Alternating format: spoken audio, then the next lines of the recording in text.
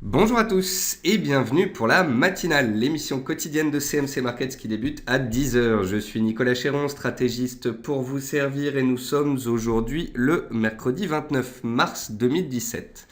Le titre du jour est Nouveau record pour le CAC 40. En effet, le CAC 40 a dépassé les 5050 points, il touche les 5070 points ce matin, le DAX est au-dessus des 12200 points. Depuis 15 jours, nous avons vu en fait les indices européens se neutraliser, rester à plat mais être particulièrement soutenus, alors qu'en parallèle, nous avions des indices américains qui consolidaient. On avait donc une tendance neutre en Europe et baissière à court terme aux États-Unis. Et puis hier, on a réussi, et déjà lundi soir, je dirais, on a réussi à trouver de l'appui sur le S&P 500, ce qui a permis au CAC de rebondir. Et on a maintenant de nouveaux facteurs positifs qui viennent soutenir les marchés. On a le pétrole qui tente d'accélérer au-dessus des 48 dollars parce que la Russie et l'Iran font tout pour stabiliser le marché et les prix.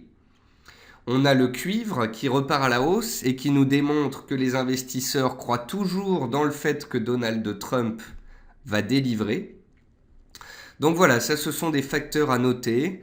On n'a pas de hausse du VIX, on n'a pas de peur sur les marchés. Les signaux baissiers aux États-Unis ont permis de consolider de 3% et potentiellement la tendance haussière est toujours présente. Je préfère rester patient, prudent sur les indices et voir le S&P décaler au-dessus des 2360 points à la hausse pour confirmer sa reprise, auquel cas j'aurais tendance à être un peu plus confiant sur la hausse potentielle à venir.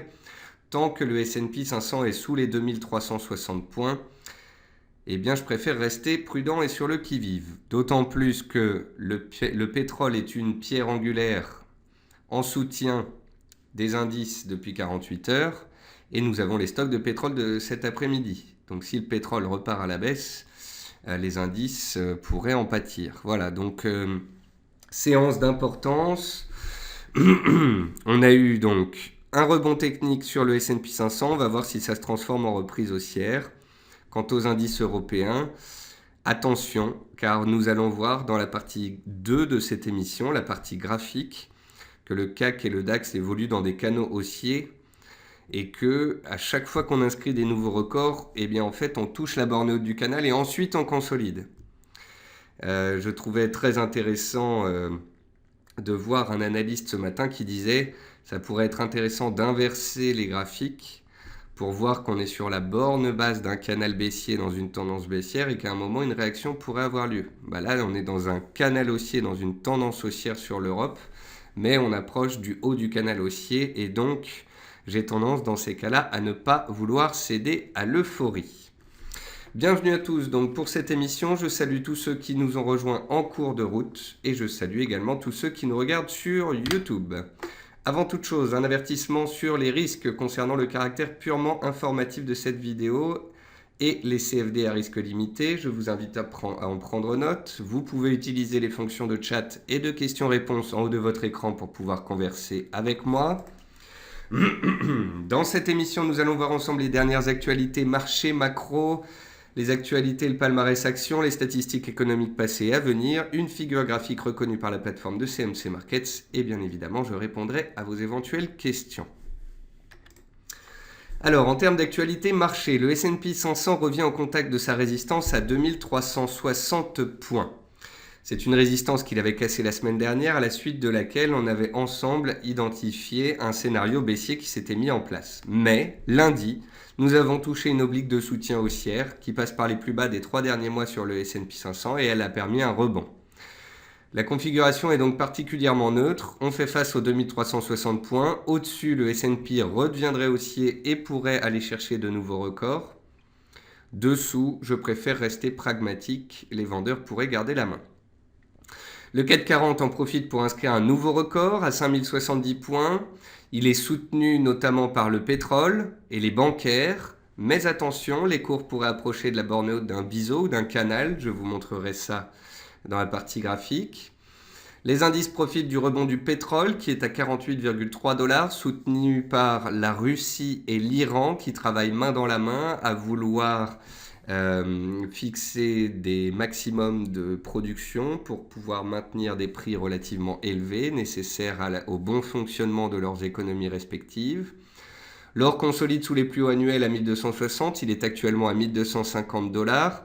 Deux raisons à cela. D'une part, l'appétit pour le risque qui fait retomber les positions spéculatives refuge sur l'or. Et puis d'autre part, le dollar qui se reprend. D'ailleurs, c'est la ligne suivante. Enfin, un rebond digne de ce nom hier sur le dollar index qui se propage encore ce jour. Un point bas pourrait avoir été marqué à 98,7 points. Le dollar index remonte très vite vers les 100 points. Ça a engendré un retournement de l'euro à court terme, un retournement de la livre à court terme, des pressions sur l'or. Donc voilà, attention, on a eu 3 semaines, un mois de hausse sur l'euro et la livre. La livre, là, elle est sous pression à cause du Brexit, mais également à cause de ce rebond du dollar. Concernant l'euro-dollar, on a gapé en début de semaine au-dessus des 1,08 et je vous avais dit que si on repassait dessous, il faudrait se méfier car il se puisse que cela a été un faux signal haussier au-dessus des 1,08, notamment si le dollar se reprenait. Donc voilà, on a le S&P 500 qui se reprend, le CAC 40 qui inscrit des nouveaux records, l'or qui recule un petit peu puisqu'il y a de l'appétit pour le risque sur les marchés, le dollar qui semble se reprendre, enfin, après un mois de baisse. Et puis enfin, on notera les cours du blé qui réagissent positivement de nouveau à 410 cents. Donc, on a un environnement de marché qui est plutôt solide, toujours haussier, de l'appétit pour le risque. Le dollar qui se reprend, ça veut dire que les opérateurs anticipent que les taux vont être montés, que l'économie américaine va continuer de bien tourner. Donc ça, c'est important à garder en tête. Et puis le pétrole, on verra cet après-midi avec les stocks à 16h30 s'il confirme sa reprise. En termes d'actualité macroéconomique, la première ministre britannique Theresa May va déclencher ce mercredi à la mi-journée la procédure de divorce avec l'Union européenne, précipitant le Royaume-Uni dans l'inconnu et amorçant 2 années de négociations susceptibles de mettre à l'épreuve le bloc européen. Le vice-président de la Fed, Stanley Fischer, confirme son anticipation de 2 hausses de taux de plus cette année, conforme à ce que disait Evans la veille. Evans qui à la base quand même visait 4 hausses de taux. Et aujourd'hui on trouve normal de dire qu'il a raison de dire que c'est seulement 2 hausses de taux. Faut pas s'étonner si les opérateurs, les investisseurs sont déboussolés par la Fed quand vous avez tous les officiels qui disent 3 ou 4 hausses de taux en début d'année et maintenant ils ne disent plus que 2. Enfin, selon le Wall Street Journal, le risque d'instabilité politique italien est le principal souci des investisseurs qui interviennent en Europe. Risque politique italien, créances douteuses dans les bancaires italiennes et appareils de production en perte de vitesse, il est clair que l'Italie ne va pas bien. Côté entreprise, excusez-moi, j'ai un chat dans la gorge. Côté entreprise, Sanofi, voilà, Food and Drug Administration, autorisé la mise sur le marché du Dupixent, le Dupilumab, et de son partenaire américain Regeneron. Ça permet à Sanofi d'inscrire un nouveau plus haut annuel. Lagardère a démenti mardi les informations de BFM selon lesquelles le groupe de presse et d'édition réfléchissait à l'ouverture du capital de sa branche de distribution et cherchait un partenaire pour ses boutiques relais.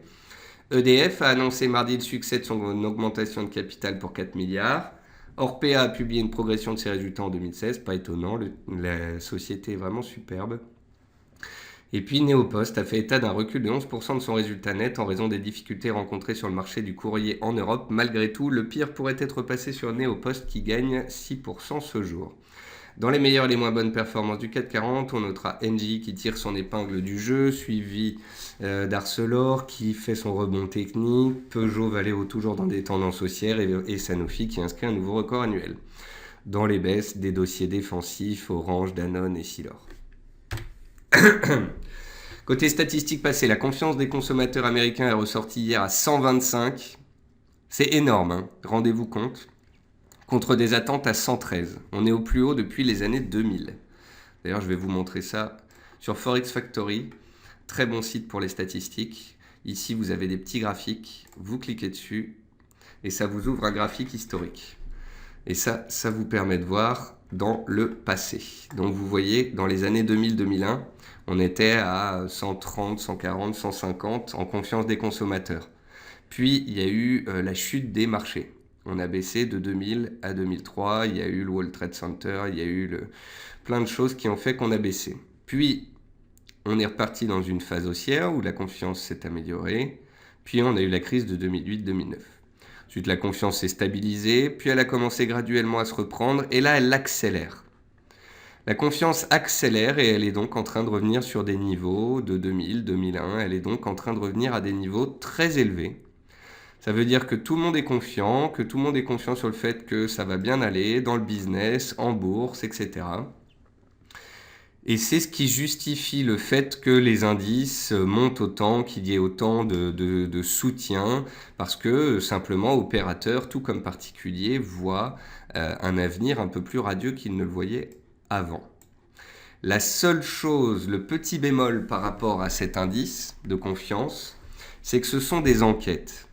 Et en fait, je ne sais pas si vous avez vu sur mon compte Twitter, mais je publie souvent un graphique entre la différence entre les soft data et les hard data.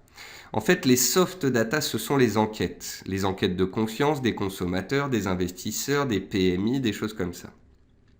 Et ensuite, les hard data, c'est vraiment les chiffres dans le dur, les ventes au détail, les stocks, etc. Ce ne sont pas des enquêtes ou des sondages, non, ce sont des faits macroéconomiques. Eh bien, ce qu'il se passe en ce moment, c'est que toutes les enquêtes, tous les soft data explosent littéralement. En 15 ans de bourse, je ne les ai jamais vus monter aussi vite. Parce qu'en fait, on passe d'un mode attentiste et un peu pessimiste en 2016 à 2017 où tout le monde pense que c'est bon, la croissance est repartie en Chine, en Europe, aux États-Unis et l'inflation redémarre et c'est un cycle positif et les résultats d'entreprise augmentent. Tout va bien, tout va bien, tout va bien. Voilà. Et donc comprenez bien qu'il est légitime que certains chiffres s'améliorent, qu'il y ait donc de la confiance, que les indices montent, etc. Simplement, les proportions dans lesquelles cela se fait sont assez hallucinantes. Je ne serais absolument pas étonné, en fait, dans les 3, 6 à 9 mois qui viennent, que la hausse des indices cale et que les hard data ne se soient pas améliorés, que les soft data retombent, plutôt que les hard data suivent les soft data. C'est un petit peu comme l'inflation. Beaucoup espèrent que l'inflation est remontée là à fond depuis un an, et ils espèrent maintenant que c'est l'inflation core qui va prendre le relais, c'est-à-dire l'inflation sans les prix de l'énergie et de l'alimentation, les éléments volatiles. Or, pour moi, l'inflation va tout simplement retomber, et on arrêtera de nous bassiner avec cette fameuse reprise massive de l'inflation. Alors que pour d'autres, eh bien, l'inflation core va graduellement, petit à petit, se reprendre. On verra ça dans les mois à venir. C'est de la macroéconomie, c'est du fondamental. En tous les cas, comprenez qu'à court terme, pour l'instant, tous ces chiffres sur l'avenir sont bons.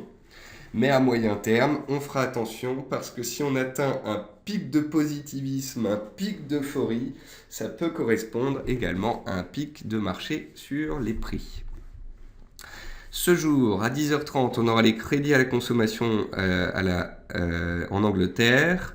À 16h, l'indice du logement Halifax aux États-Unis. Et puis à 16h30, comme toutes les semaines, on aura les stocks de pétrole. Pour finir, voici une figure graphique reconnue par la plateforme de CMC Markets. Il s'agit ici d'un canal baissier que l'on avait identifié ensemble sur les cours du cuivre. Vous voyez que les cours du cuivre se sont repris lundi après s'être fait peur. Mardi, hier, alors que les indices se reprenaient, eh bien, les cours du cuivre ont cassé le canal. Et aujourd'hui, cela se confirme. Donc, si on regarde les cours du cuivre, on se dit « Ah, la confiance est revenue ». Si on regarde les cours du dollar, on dira « Ah, la confiance est revenue aussi ». Si on regarde le pétrole, on dira « Ah, ça commence à prendre forme, il faudrait qu'on arrive à confirmer cet après-midi avec les stocks qu'on reste au-dessus des 48 dollars ». Et puis enfin, quand on regarde les indices, le S&P 500, eh bien on se dit que effectivement, à court terme, le rebond est fait, mais désolé, je préfère être factuel. J'attends de voir si effectivement le S&P casse les plus hauts d'hier et confirme sa reprise et casse la moyenne mobile ici qui fait pivot entre hausse et baisse. Parce que si, imaginons que l'appétit pour le risque retombe. Cet après-midi, le pétrole, les stocks sont super élevés, le pétrole part à la baisse. Et imaginons par la suite que le S&P 500 échoue sous les 2360 points et reparte à la baisse. Eh bien, cela voudrait dire que je suis repassé haussier comme un bleu sur la résistance dont je vous parle depuis une semaine. Voilà. Donc, je vais rester pragmatique et factuel. On a des éléments de reprise, la hausse du cuivre, la hausse du pétrole et des bons chiffres qui redonnent un peu de baume au cœur aux investisseurs. On a eu sur le S&P 500 une oblique ici qui a été touchée lundi, que je vous avais montré. Je vous avais dit que peut-être qu'on allait prendre appui sur cette oblique. Et ensuite, je vous avais dit que le plus important, c'était de voir si on arrivait à reprendre le contrôle sur cette zone de prix perdue, ici entre 2360 et 65. C'est simple quand même de voir que on a une tendance baissière en 3 temps qui s'est mis en place, donc une correction en A, B, C. On a touché un support et on pourrait repartir à la hausse dans le sens de la tendance. Pour ce faire, il faut simplement casser cette zone de prix. Donc si dans les séances à venir, le pétrole, le cuivre continuent de grimper, le dollar se reprend démontrant que les investisseurs sont confiants sur des hausses de taux à venir, et le S&P 500 casse les 2360-65, alors la hausse pourrait continuer sur les indices américains et donc également en Europe, et on pourrait avoir une reprise haussière sur le cuivre et le pétrole.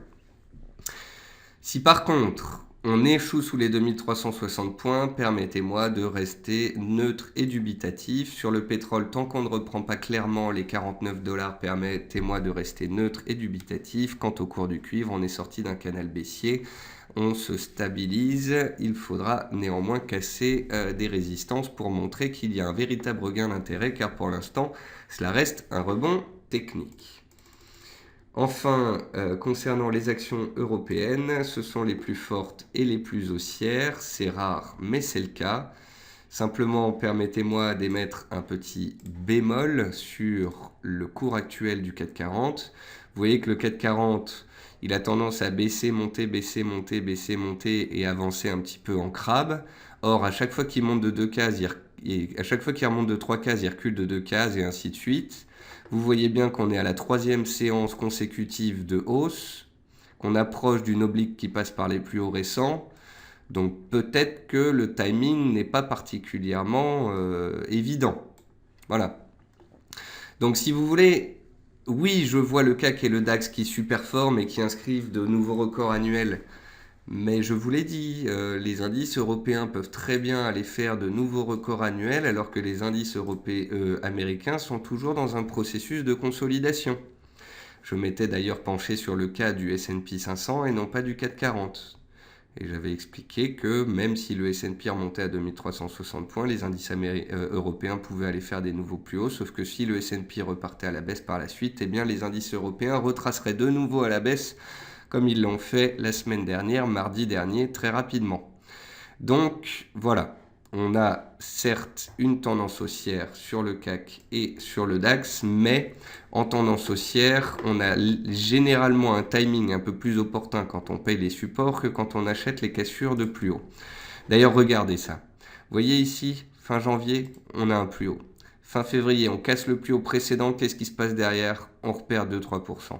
On refait un nouveau plus annuel, on repère 2%. On refait un nouveau plus annuel, on repère 2%. On refait un... Bon, je pense que vous aurez compris.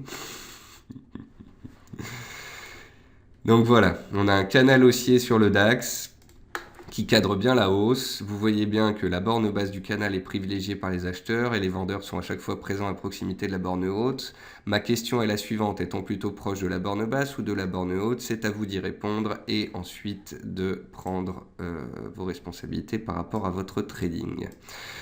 Pour l'instant, pas de signal baissier en Europe. Pour l'instant, une consolidation et un support trouvé sur les US. Voyons si Trump délivre, voyons si le pétrole se reprend, voyons si Si le S&P 500 arrive à casser les 2360 points pour valider sa reprise, ou au contraire s'il y échoue, auquel cas le DAX pourrait de nouveau consolider. Paul me dit qu'il aime bien Forex Factory et me dit aussi c'est quand les prochains chiffres de l'inflation. Ah bah Paul, si vous connaissez Forex Factory, que vous aimez Forex Factory, eh ben vous allez regarder Forex Factory puis vous allez chercher, mon cher. Ensuite, donc sur les métaux précieux, l'argent et l'or, on consolide, puisqu'on a eu 2 semaines de hausse et puis que le dollar se reprend un petit peu depuis 24 heures. Concernant le blé, on notera la bonne tenue des 410, testé à plusieurs reprises, et on voit que les cours tentent de casser 415, dont je vous parlais hier. Je vous rappelle qu'on est dans un petit biseau descendant, avec une probabilité supérieure à 75% d'en sortir par le haut. Donc le blé continue d'être attractif sur support. Ensuite, la fève de cacao, on est dans une consolidation horizontale et peut-être que les cours vont avoir besoin de revenir sur des supports comme les 2050 pour prendre potentiellement appui avant éventuellement de repartir à la hausse. N'oublions pas qu'on avait une tendance baissière très puissante. N'oublions pas que les cours ont rebondi entre le plus bas et le plus haut récent de 17%. Donc on pourrait très bien consolider un petit peu. Ensuite, concernant le pétrole, eh bien vous voyez le pétrole, c'est comme le S&P 500, je la vois à la hausse depuis 2-3 jours, mais ça reste un rebond technique dans une tendance baissière. On a un croisement MACD qui est positif, on a une cassure des 48 $ qui est positive, on a un double bottom ce qui est positif.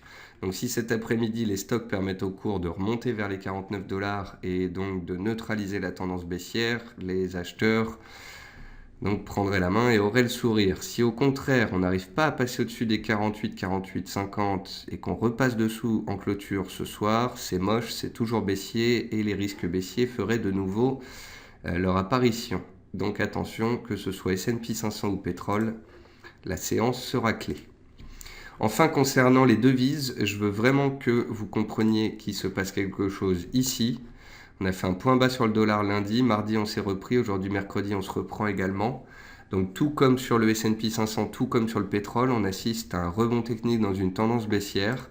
Et va falloir voir si ce rebond se confirme ou non. Voilà. Donc si le dollar casse cette résistance, l'euro, la livre pourraient se retourner, continuer de se retourner à la baisse et reprendre leur tendance baissière de fond, parce que le dollar se retournerait clairement et pourrait repartir à la hausse.